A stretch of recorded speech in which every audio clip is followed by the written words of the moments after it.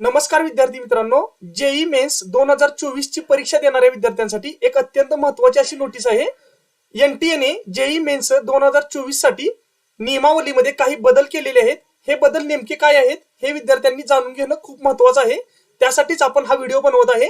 तर JEE men's मध्ये नवीन काय नियम आलेले आहेत, विद्यार्थी शिक्षक यांच्यासाठी काही नियम बदल करण्यात आलेले आहेत।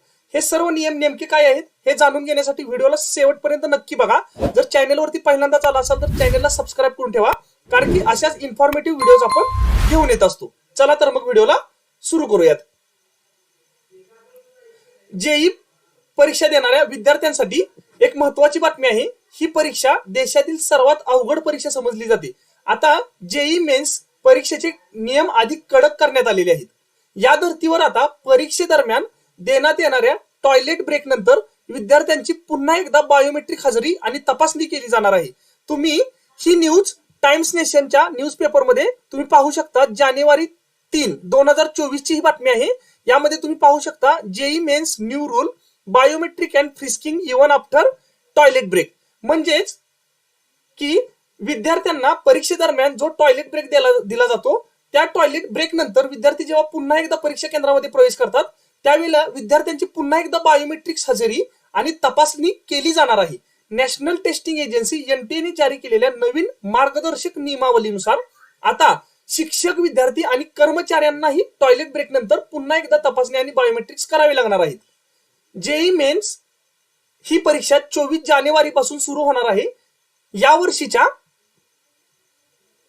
जेई परीक्षेकरिता एकूण 12.5 लाख, जवळजवळ 12.3 लाख विद्यार्थ्यांची नोंदणी झालेली आहे। एप्रिलच्या सत्रात ही संख्या अजून वाढण्याची शक्यता वर्तवण्यात आलेली आहे। जानेवारी महिन्यात घेतली जाणारी ही परीक्षा काही दिवसांतच होणार आहे। या ठिकाणी तुम्ही बघू शकता, first of 2 JEE mains test will be conducted between January 24 and February 1, 2024। म्हणजेच जानेवारी मध्ये पहिला आपला सेशन चालू होणार आहे आणि दरवर्षीप्रमाणे जेईचे 2 सेशन घेतले जाणार आहे।